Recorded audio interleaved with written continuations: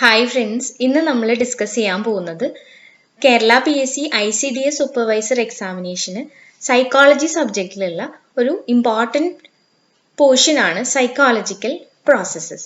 ഈ സൈക്കോളജിക്കൽ പ്രോസസ്സിൽ വരുന്ന കുറച്ച് കോൺസെപ്റ്റ്സ് ആണ് നമ്മൾ വരുന്ന 2 വീഡിയോയിൽ ഡിസ്കസ് ചെയ്യാൻ പോകുന്നത്. ഈ ഒരു വീഡിയോയിൽ കുറച്ച് കോൺസെപ്റ്റ്സ് നമ്മൾ ഡിസ്കസ് ചെയ്യുന്നുണ്ട്. 2 വീഡിയോ ആയിട്ടാണ് ചെയ്യുന്നത്, കാരണം കുറച്ച് വാസ്റ്റാണ്. അപ്പോൾ ഏതൊക്കെയാണ് നമ്മൾ ഇന്ന് ഡിസ്കസ് ചെയ്യാൻ പോകുന്നത് നോക്കാം.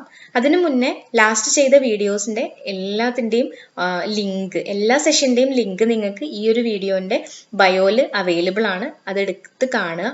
അതുപോലെ തന്നെ ഇനി വരുന്ന ദിവസങ്ങളിൽ ഞാൻ ഇടാൻ പോകുന്ന വീഡിയോസ് മിസ് ചെയ്യാതെ കാണുക. കാരണം ഇനി നമുക്ക് കുറച്ച് ദിവസങ്ങൾ മാത്രമേ ഉള്ളൂ.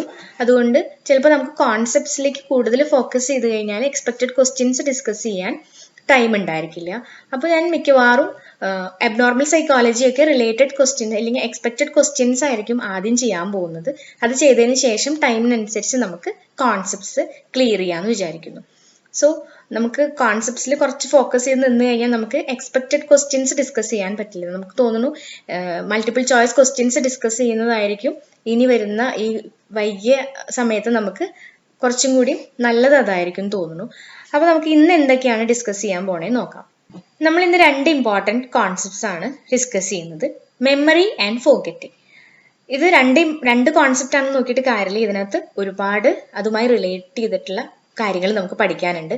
മെമ്മറിയിൽ encoding, storage and retrieval processes, sensory, short term and long term memories, chunking, working memory, semantic and episodic memory, explicit and implicit memory. അത് കഴിഞ്ഞ് വന്ന് നമ്മൾ ഡിസ്കസ് ചെയ്യുന്നത് ഫോർഗെറ്റിംഗ് ആണ്. ഫോർഗെറ്റിംഗിൽ interference, repression, amnesia and mnemonics. ഇത്രയും കാര്യങ്ങളാണ് നമ്മൾ ഇന്ന് ഡിസ്കസ് ചെയ്യാൻ പോകുന്നത്. In psychology, memory is an organism's mental ability to store, retain and recall information. വിവരങ്ങൾ ശേഖരിക്കാനും നിലനിർത്താനും ഓർമ്മപ്പെടുത്തിയെടുക്കാനുമുള്ള ഒരു മാനസിക കഴിവിനെയാണ് നമ്മൾ മെമ്മറി എന്ന് പറയുന്നത്. Memory is the retention of and the ability to recall information, personal experiences and procedures like skills and habits. അതായത് വിവരങ്ങൾ, വ്യക്തിഗത അനുഭവങ്ങൾ, നടപടിക്രമങ്ങൾ, അതായത് കഴിവുകൾ, ശീലങ്ങൾ എന്നിവയൊക്കെ നിലനിർത്തുക. അതുപോലെ തന്നെ ആവശ്യം വരുമ്പോൾ അവയെല്ലാം ഓർമ്മിച്ചെടുക്കാനുള്ള കഴിവിനെയാണ് നമ്മൾ മെമ്മറി എന്ന് പറയുന്നത്. It is the storage of learned information for retrieval and future use. ഭാവിയിലെ ഉപയോഗത്തിനായി പഠിച്ചെടുത്ത വിവരങ്ങളുടെ സംഭരണമാണ് memory. And it is a fundamental component of daily life. ഇത് ദൈനംദിന ജീവിതത്തിന്റെ ഒരു അടിസ്ഥാന ഘടകമെന്നും നമുക്ക് പറയാം. Actually, there are 3 major processes in memory. First one is converting information into a form that can be entered and stored in the memory. വിവരങ്ങൾ നൽകാനും സംഭരിക്കാനും കഴിയുന്ന ഒരു ഫോമിലേക്ക് പരിവർത്തനം ചെയ്യുന്നു. The process whereby encoded information is retained for later or further use. Encode ചെയ്തിട്ടുള്ള data പിന്നീടുള്ള ഭാവിയിലെ ഉപയോഗത്തിനായിട്ട് നിലനിർത്തുന്ന പ്രക്രിയയാണ്. The process whereby a sorted memory is brought into conscious awareness. സംഭരിച്ച ഇൻഫോർമേഷൻസ് ബോധപൂർവമായ അവബോധത്തിലേക്ക് കൊണ്ടുപോകുന്ന പ്രക്രിയയാണ്. ഇതാണ് 3 ഇമ്പോർട്ടൻറ്റ് ഓർ മേജർ പ്രോസസ് എന്ന് പറയുന്നത് മെമ്മറിയുടെ. Next is 4 important or 4 general stages of memory.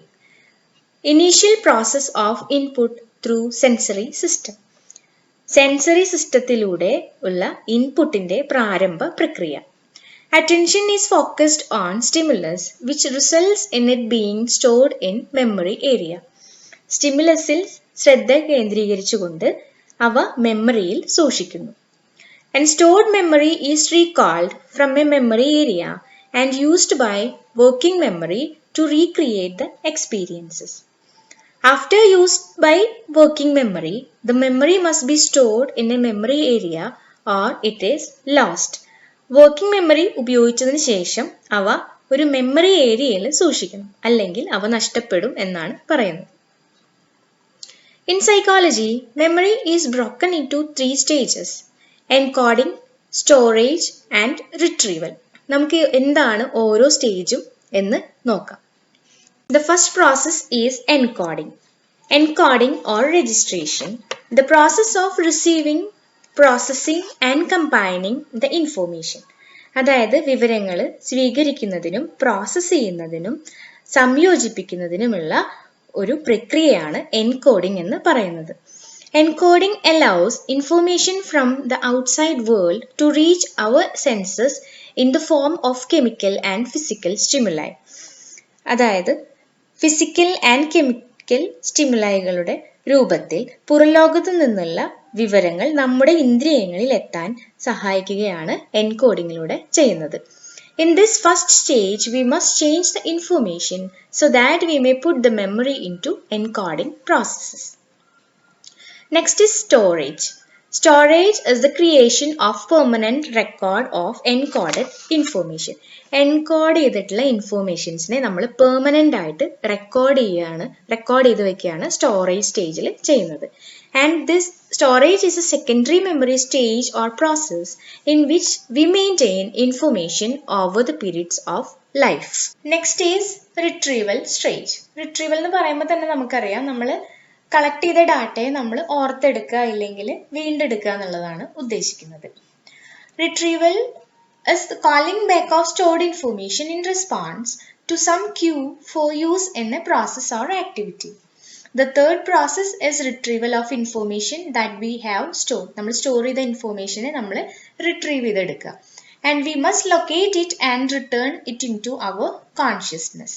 And some retrieval attempts may be effortless due to the type of information. Problems can occur at any stage of the process and leading to anything from forgetfulness to amnesia. പ്രക്രിയയുടെ ഏത് ഘട്ടത്തിലും പ്രശ്നങ്ങൾ ഉണ്ടാകാം എന്നാണ് പറയുന്നത്. ഇത് മറവി മുതൽ, അതായത് അംനേഷ്യ എന്ന അസുഖം എന്നിവയിലേക്ക് വരെ നയിക്കാം എന്നാണ് പറയുന്നത്. Distraction can prevent us from encoding information initially. Information might not be stored properly or might not move from short-term memory to long-term storage.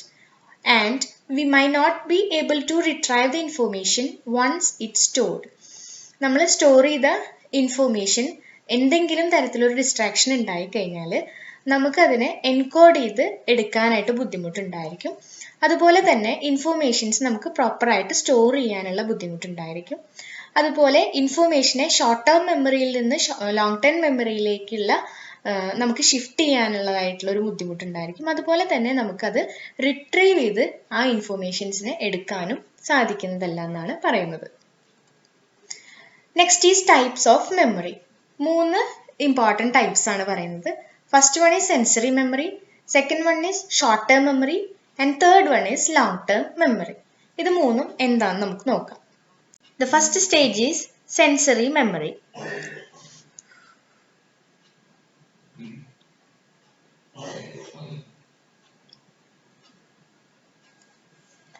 First stage is sensory memory. Sensory memory is the first stage of memory and the purpose is to give your brain a time to process the incoming information. Sensory memory എന്ന് പറയുന്നത് ഒരു first stage ആയിട്ടാണ് നമ്മൾ consider ചെയ്യുന്നത്. അതുപോലെ തന്നെ ഇതിൻ്റെ purpose എന്ന് വെച്ചാൽ ബ്രെയിനിന് ഇൻകമിങ് ഇൻഫോർമേഷൻസിനെ പ്രോസസ്സ് ചെയ്യാൻ വേണ്ടുന്നതായിട്ടുള്ള സമയം കൊടുക്കുക എന്നുള്ളതാണ്. And sensory memory is not consciously controlled. ഇവിടെ നമുക്ക് സെൻസറി മെമ്മറിയിൽ നമുക്ക് കോൺഷ്യസ്ലി കൺട്രോൾ ചെയ്യാൻ പറ്റുന്നതല്ല. You subconsciously and continuously gather information from the environment through your 5 senses. അതായത് നമ്മുടെ പഞ്ചേന്ദ്രിയങ്ങളിലൂടെ പരിസ്ഥിതിയിൽ നിന്ന് നമ്മൾ വിവരം ശേഖരിക്കുന്നു. The most information that gets into sensory memory is forgotten. Sensory മെമ്മറിയിലേക്ക് ലഭിക്കുന്ന മിക്ക വിവരങ്ങളും നമ്മൾ മറന്നു പോകുന്നവയാണെന്നാണ് പറയുന്നത്. It never makes its way into second stage of memory. മെമ്മറിയുടെ രണ്ടാം ഘട്ടത്തിലേക്ക് നമ്മൾ സെൻസറി മെമ്മറിയിൽ കളക്ട് ചെയ്ത ഇൻഫോർമേഷൻസ് രണ്ടാം ഘട്ടത്തിലേക്ക് ഒരിക്കലും പ്രവേശിക്കുന്നില്ല എന്നാണ് പറയുന്നത്. To get information into short term memory you need to attend its meaning consciously and paying attention to it. നമ്മൾ കളക്ട് ചെയ്തൊരു ഇൻഫോർമേഷൻ ഷോർട്ട് ടൈം മെമ്മറിയിലേക്ക് മൂവ് ചെയ്യണമെങ്കിൽ തന്നെ നമ്മൾ കളക്ട് ചെയ്ത ഇൻഫോർമേഷനിൽ നമ്മൾ കോൺഷ്യസ്ലി നമ്മൾ ഒരു അറ്റൻഷൻ കൊടുത്തിട്ടുള്ളതായിരിക്കണം എന്നാണ് പറയുന്നത്. Next is short term memory. It is also known as working memory. നമുക്കിത് ക്വസ്റ്റ്യനിൽ ചോദിക്കാൻ സാധ്യതയുണ്ട്. വർക്കിംഗ് മെമ്മറി ആയിട്ട് ഏത് ടൈപ്പ് ഓഫ് മെമ്മറിയാണ് അറിയപ്പെടുന്നത്? It is short term memory and it holds the information you are currently thinking about. നമ്മളിപ്പോൾ ചിന്തിച്ചുകൊണ്ടിരിക്കുന്ന ഇൻഫോർമേഷനെയാണ് നമ്മൾ ഷോർട്ട് ടേം മെമ്മറിയിൽ പറയുന്നത്. And this information will quickly be forget and less you make a conscious effort to retain it. അത് പെട്ടെന്ന് മറന്നു പോകുന്നതും നമ്മൾ ചിന്തിച്ചെടുക്കാൻ ഇല്ലെങ്കിൽ അത് ഓർത്തെടുക്കാൻ കുറച്ച് എഫേർട്ട് എടുക്കേണ്ടതുമായിട്ടുള്ള ഇൻഫോർമേഷൻസ് ആണ് ഷോർട്ട് ടേം മെമ്മറിയിൽ ഉള്ളത്. Short term memory holds information temporarily pending for the processing. Short term മെമ്മറിയിൽ ഇൻഫോർമേഷൻസ് നമ്മൾ ടെമ്പററിലി ആണ് ഹോൾഡ് ചെയ്ത് വെക്കുന്നത്. Most of the information holds in the short term memory will only be kept approximately 20 to 45 minutes. Short term മെമ്മറിയിൽ നമ്മൾ hold ചെയ്ത് വെക്കുന്ന informations approximately ഒരു 20 മിനിറ്റ് മുതൽ 45 മിനിറ്റ് വരെ നമുക്ക് സൂക്ഷിച്ചു വെക്കാനായിട്ട് സാധിക്കുന്നുള്ളൂ. Next is long term memory. It refers to, നമുക്ക് ആ ടേമിലൂടെ തന്നെ അറിയാം, നമുക്ക് ലോങ് ടേമിൽ നമുക്ക് ആ മെമ്മറിനെ നമുക്ക് കീപ്പ് ചെയ്യാൻ പറ്റും. It refers to storage of information over extended period. It is all the memories you hold for periods longer than few seconds. And this information can last in your long-term memory for hours, days, months or even years. നമുക്ക് long time മെമ്മറിയിലുള്ള ഒരു information നമുക്ക് മണിക്കൂറുകളോളം, ദിവസങ്ങളോളം, മാസങ്ങളോളം, even വർഷങ്ങളോളം വരെ നമുക്ക് retrieve ചെയ്തെടുക്കാൻ പറ്റുന്നവയാണ്. Although you may forget some information after you learn it, other things will stay with you forever. Some of the information in your long-term memory is easy to record, while other memories are much more difficult to retrieve. Long-term memory has seemingly unlimited capacity. You may remember numerous facts and figures as well as episodes in your life from years ago. Long term മെമ്മറിയിൽ unlimited capacity ആണെന്നാണ് പറയുന്നത്. അതുപോലെ തന്നെ നമ്മുടെ ലൈഫിൽ വർഷങ്ങൾക്ക് മുന്നേ ഉണ്ടായിട്ടുള്ള ഫാക്ട്സ്, ഫിഗേഴ്സ്, അതുപോലെ തന്നെ വ്യത്യസ്തമായിട്ടുള്ള ഇവൻറ്റ്സ് ഒക്കെ നമുക്ക് ഓർത്തെടുക്കാൻ പറ്റുന്നവയാണെന്നാണ് പറയുന്നത്. അപ്പോൾ സെൻസറി മെമ്മറി എന്താണെന്ന് നോക്കി, ഷോർട്ട് ടേം മെമ്മറി എന്താണെന്ന് നോക്കി, ആൻഡ് ലോങ് ടേം മെമ്മറി എന്താണെന്ന് നോക്കി. Next is type of long term memory. Long term മെമ്മറിയിൽ രണ്ട് ഇമ്പോർട്ടൻറ്റ് ടൈപ്സ് ആണ് പറയുന്നത്, explicit memory and implicit memory. അപ്പോൾ എന്താണ് എക്സ്പ്ലിസിറ്റ് മെമ്മറി നോക്കാം. Explicit memory are those experiences that can be intentionally or consciously remembered. Explicit മെമ്മറിയിലുള്ള informations നമുക്ക് intentionally അല്ലെങ്കിൽ കോൺഷ്യസ്ലി ഓർത്തെടുക്കാൻ പറ്റുന്നവയാണ്. It is a knowledge or experience that can be consciously remembered such as facts that are episodes or events. And ഇതിൽ പറയുന്നത് നമുക്ക് നമ്മുടെ ലൈഫിൽ ഉണ്ടായിട്ടുള്ള ചില ഇവൻറ്റ്സ്, അതുപോലെ തന്നെയുള്ള ചില നോളജുകൾ അല്ലെങ്കിൽ എക്സ്പീരിയൻസ് ഒക്കെ നമുക്ക് കോൺഷ്യസ്ലി ഓർത്തെടുക്കാൻ എക്സ്പ്ലിസിറ്റ് മെമ്മറിയിൽ സാധിക്കുമെന്നാണ് പറയുന്നത്. Explicit memory can be for subcategorized as episodic or semantic memories. Explicit മെമ്മറിനെ വീണ്ടും രണ്ട് തരത്തിൽ നമുക്ക് കാണാം, episodic or semantic memories. Explicit memory requires conscious thought such as recalling who come to dinner last night. അതായത് നമുക്ക് ഓർത്തെടുക്കാവുന്നതാണ്, last നൈറ്റിൽ ആരാണ് നമ്മൾ കൂടെ ഡിന്നർ കഴിക്കാൻ ഉണ്ടായിരുന്നത്. ഇത് നമുക്ക് ഓർത്തെടുക്കാൻ പറ്റുന്ന ഒരു ഇൻഫോർമേഷൻ ആണ്. That is explicit memory. Explicit മെമ്മറിയുടെ രണ്ട് ഇമ്പോർട്ടൻറ്റ് ടൈപ്സ് നമ്മൾ പറഞ്ഞു, episodic memory and സെമാറ്റിക് memory. Episodic memory refers to first-hand experience that you have had. Example, episodes or events in your life. Example, you may remember your 16th birthday party. Episodic memory, ചില episodes നമുക്ക് ഓർത്തെടുക്കാൻ പറ്റുന്നു. അതായത് ഇപ്പോൾ നമ്മുടെ ഒരു example പറയുന്നത് 16th birthday party, അല്ലെങ്കിൽ നമ്മുടെ ലൈഫിൽ ഉണ്ടായിട്ടുള്ള ഏതെങ്കിലും ചില ഇവൻറ്റ്സിനെ നമുക്ക് ഓർത്തെടുക്കാൻ പറ്റുന്നു. Memory that allow us to remember the trip we took to Delhi. അത്തരത്തിലുള്ള കാര്യങ്ങൾ എപ്പിസോഡിക് ആയിട്ടുള്ള ചില ഇൻഫോർമേഷൻസിനെ നമുക്ക് ഓർത്തെടുക്കാൻ പറ്റുന്നതാണ് episodic memory. Next is semantic memory. It refers to facts, knowledge of facts and concepts about world. വേൾഡിലുള്ള എന്തിനെ കുറിച്ചുള്ള ഒരു നോളജ് അല്ലെങ്കിൽ ഒരു ഫാക്ട് നമുക്ക് ഓർത്തെടുക്കാൻ പറ്റുക, അതാണ് semantic memory. For example, you can remember the name of presidents, and for example, another example, we can understand or we can recollect how to multiple two numbers. These are the examples of semantic memory. Next is implicit memory. അപ്പോൾ നമ്മൾ long term മെമ്മറിയുടെ 2 important types എന്ന് പറയുന്നത് explicit and implicit memory ആണ്. Explicit മെമ്മറിയിൽ നമ്മൾ പറഞ്ഞത് 2 important types ആണ്, episodic and semantic memory, and here comes implicit memory. Things that people don't purposely try to remember are stored in implicit memory. അതായത് ആളുകൾ മനഃപൂർവ്വം ഓർമ്മിക്കാൻ ശ്രമിക്കാത്ത കാര്യങ്ങൾ മെമ്മറിയിൽ സംഭരിച്ചു വെച്ചിരിക്കുന്നു, ഇംപ്ലിസിറ്റ് മെമ്മറിയിൽ സംഭരിച്ചു വെച്ചിരിക്കുന്നു. And this kind of memory is both unconscious and unintentional. And implicit memory is also sometimes referred to as a non-declarative memory. Implicit memory നെ ചിലപ്പോൾ നമ്മൾ declarative memory എന്നും അറിയപ്പെടുന്നു. Since you are not able to consciously bringing into awareness. അതായത് ബോധപൂർവം നമുക്ക് അതിനെ ഓർത്തു കൊണ്ടുവരാൻ നിങ്ങൾക്ക് കഴിയാത്തതിനാൽ ഇംപ്ലിസിറ്റ് മെമ്മറിയെ ചിലപ്പോൾ നമ്മൾ ഡിക്ലറേറ്റീവ് മെമ്മറി എന്നും വിളിക്കുന്നു എന്നാണ് പറയുന്നത്. Chunking is a term referring to the process of taking individual pieces of information, that is chunks, and grouping into larger unit. അതായത് ഇൻഡിവിജ്വൽ പീസസ് ഓഫ് ഇൻഫോർമേഷൻസിനെ നമ്മൾ ഗ്രൂപ്പ് ചെയ്ത് ഒരു ലാർജർ യൂണിറ്റ്സ് ഓഫ് ഇൻഫോർമേഷൻ ആക്കി create ചെയ്യുന്നതിനെയാണ് നമ്മൾ chunking എന്ന് പറയുന്നത്.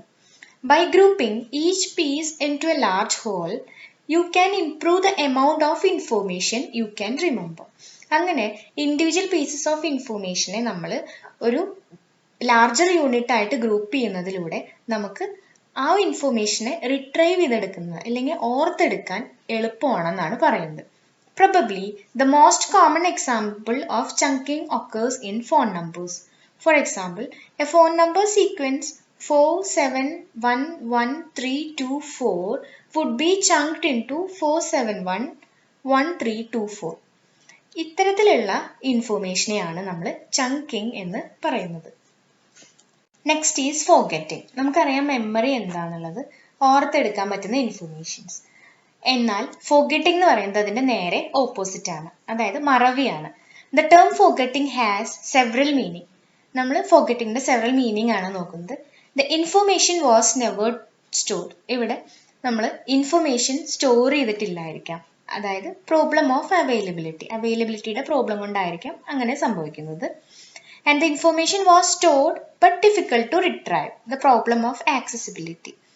അതായത് ആക്സസിബിലിറ്റിയുടെ പ്രോബ്ലം കൊണ്ട് നമുക്ക് സ്റ്റോർ ചെയ്ത ഇൻഫോർമേഷൻസിനെ നമുക്ക് റിട്രൈവ് ചെയ്തെടുക്കാൻ പറ്റുന്നില്ല. നമ്മളിപ്പോൾ പറയും ടിപ്പ് ഓഫ് ടങ്, നാവിൻ്റെ തുമ്പിലുണ്ട് പക്ഷെ വരുന്നില്ല, അത്തരത്തിലുള്ള information. And confusion, that is problem of interference. And absent-mindedness, problem of habit, attention and automatic responses. ഇത്രയും കാര്യങ്ങളാണ് നമ്മൾ ഫോർഗെറ്റിംഗിന്റെ ഡിഫറെന്റ് മീനിങ്സ് ആയിട്ട് പറയുന്നത്.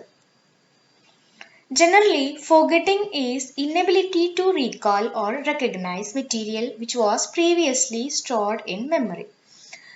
Forgetting എന്ന് പറയുന്നത് നമ്മൾ മെമ്മറിയിൽ സ്റ്റോർ ചെയ്തിട്ടുള്ള കാര്യങ്ങളെ നമുക്ക് റീകോൾ ചെയ്തെടുക്കാനായിട്ട് സാധിക്കാത്തതിനെയാണ് നമ്മൾ ഫോർഗെറ്റിംഗ് എന്ന് പറയുന്നത്. Psychologist Hermann Ebbinghaus was one of the first to scientifically study forgetting. Next is interference. It is an important concept and also a theory in forgetting. Interference എന്ന് പറയുന്നത്, the idea behind this theory is that memories may be interfered with either by what has been learned before or what may be learned in future. നമ്മൾ store ചെയ്തിട്ടുള്ള memories നമുക്ക് രണ്ട് രീതിയിൽ നഷ്ടപ്പെടാം, ഇല്ലെങ്കിൽ interfere ചെയ്യാം നമ്മുടെ മെമ്മറീസിനെ. ഒന്ന്, നമ്മൾ പഠിച്ചെടുത്ത കാര്യങ്ങളിലോ കാര്യങ്ങളാലോ അല്ലെങ്കിൽ ഫ്യൂച്ചറിൽ നമ്മൾ പഠിക്കാൻ പോകുന്ന കാര്യങ്ങളാലോ നമുക്ക് ചില മെമ്മറീസിനെ നഷ്ടപ്പെടാം എന്നാണ് പറയുന്നത്. Forgetting increases with time because of interference from competing memories that have been acquired over time. Forgetting increases with time. അതായത് ഓരോ ദിവസത്തിനനുസരിച്ചോ അല്ലെങ്കിൽ കാലങ്ങൾക്കനുസരിച്ചോ ഫോർഗെറ്റിംഗ് ഇൻക്രീസ് ചെയ്യാണ്. കാരണം അത്രയും മെമ്മറീസ് നമ്മൾ അക്വയർ ചെയ്തുകൊണ്ടിരിക്കുകയാണ് ഓരോ ദിവസങ്ങളിലും. Interference is an explanation for forgetting in long-term memory. There are two important types of interferences: retroactive interference and proactive interference.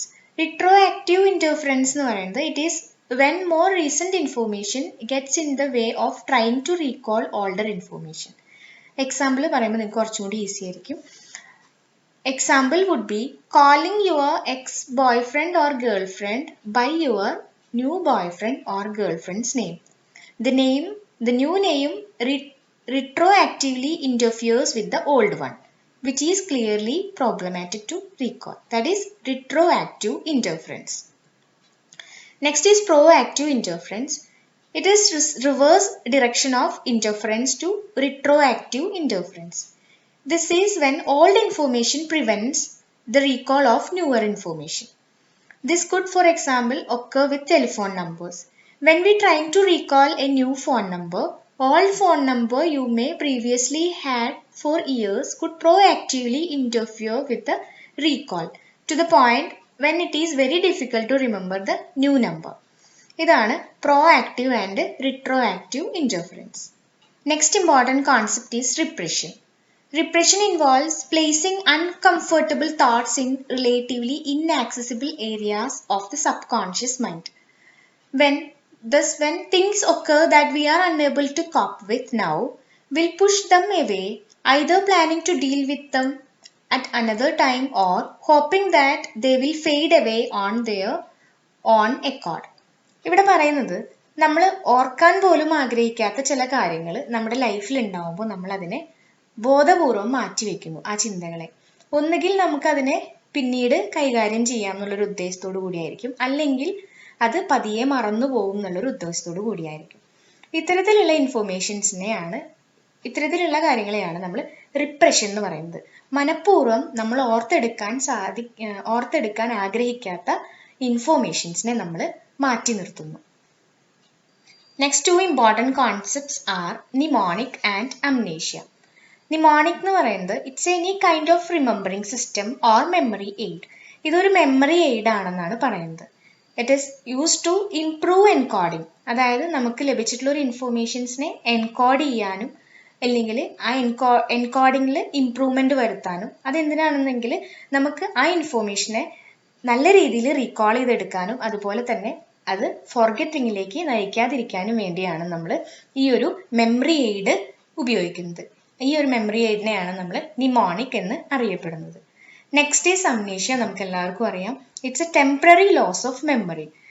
Amnesia is a condition of temporary loss of memory due to damage of brain resulting from drug use, emotional shock or severe stress.